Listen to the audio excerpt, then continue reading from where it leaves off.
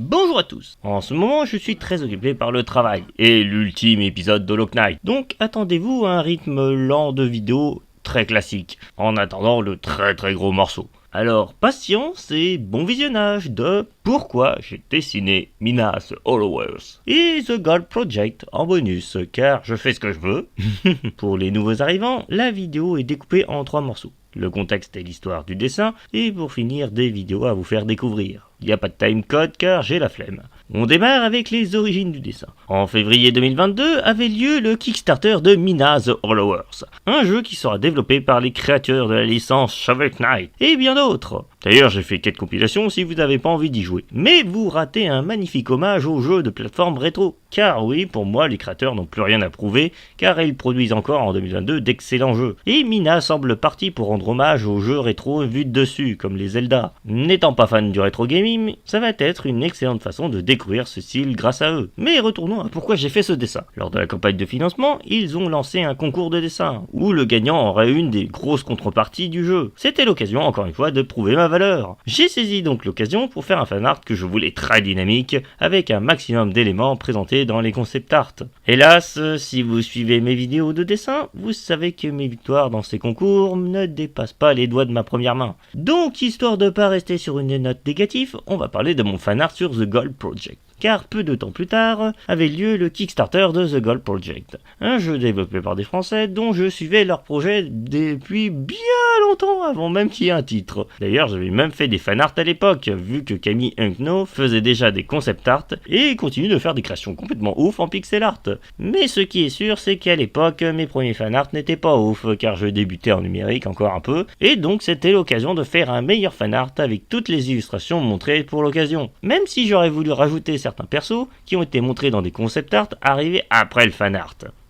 En tout cas, le dessin a été fun à faire. Ça ne m'a rien rapporté, ni intéressé personne, mais au moins ça m'a fait plaisir. Ouais, la seule différence qu'il y a avec le dessin précédent, c'est que celui-ci, je savais que tout le monde s'en ficherait. Mais bon, passons aux histoires derrière ces deux dessins. Comme je l'ai dit plus tôt, je voulais faire un fanart de Mina ultra dynamique avec plein d'actions. Direct, j'ai imaginé que Mina arriverait avec son fouet qui l'encercle et celle-ci fonçant vers l'ennemi qui est surpris. J'y ai casé les mobs de base, déjà présentés, mais aussi des rares boss afin de remplir l'espace, encerclant notre héroïne avec une menace imposante.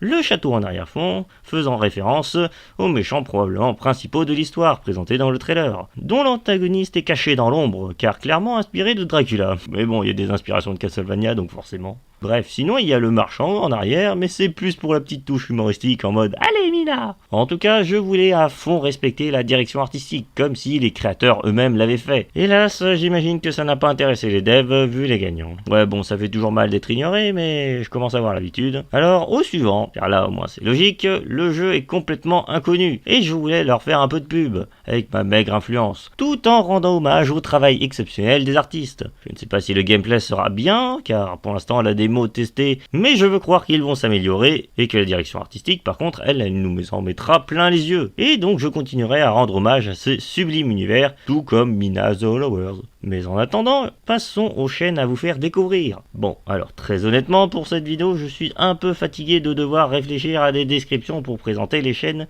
vu que littéralement, à part une personne dans les commentaires actuellement, j'ai pas l'impression que ça passionne grand monde. Donc pour cette vidéo, ça va être de la présentation en rafale. On démarre par Loju, que je connais uniquement pour ses résumés de jeux très fun, un peu dans le même délire que les résumés foireux ou Savon. Et mes raccourcis. Mais ça, j'ai lâché l'affaire pour un moment. C'est très cool, allez voir ça. Au suivant, Dark Souls, un animateur américain qui fait de super dessins animés bourrés de sketchs et de secrets de pop culture, dont j'ai participé à un concours il y a bien longtemps. Comme d'hab, allez y jeter un œil. Au suivant, Arcade. Lui et ses potes ont fait des analyses très fun et fascinantes sur des jeux vidéo tout aussi incroyables. Et j'ai spammé des extraits dans mon dernier épisode de lore. Pour aucune raison, vu que je le connais depuis les vidéos de Portal. En tout cas, ce sont des vidéos d'extrêmement bonne qualité, dont je vous conseille très fort le visionnage. Bon, alors désolé pour les auteurs des chaînes que je vais présenter, mais je doute extrêmement fort que vous verrez cette vidéo, donc je vais vous englober, même si je sais que vos vidéos n'ont pas forcément les mêmes concepts. Mais bon, il faudra déjà que les gens fassent l'effort d'aller dans la description. Alors, je vous conseille Homolden, Omega, JSAM et C-Red. 4 chaînes qui parlent, critiquent ou analysent des jeux vidéo. J'aime bien ce qu'ils font, chacun à leur manière. Comme je l'ai dit, j'ai pas la foi d'écrire une ligne de plus de pourquoi j'apprécie leur travail. Donc, on va terminer par Caral. Bon, désolé Caral, mais égalité oblige, effort minimum. C'est une joueuse de jeux vidéo avec des vidéos très travaillées, bourrées de sketchs. Faites-vous votre avis, je vous la présente. Débrouillez-vous. Voilà, c'était les chaînes à vous faire découvrir. Je sais que là, les présentations étaient dégueulasses, mais promis, la vidéo prochaine, je ferai un effort. Et puis les autres vidéos, vous avez qu'à les voir et vous verrez que j'ai fait plus d'efforts que dans cette vidéo. Bref, la prochaine fois, je ferai plus d'efforts et je vous parlerai d'un autre concours et donc d'autres dessins. J'espère que ça vous intéressera, si vous voyez ce que je veux dire. Allez, comme d'habitude, le DeviantArt, le ArtStation, le Twitter, le Instagram, effort minimum, le Patreon, le Tipeee si vous voulez, le Twitter, le... Débrouillez-vous, allez. Pour une fois, je finis complètement au schnaps. À la prochaine, bye.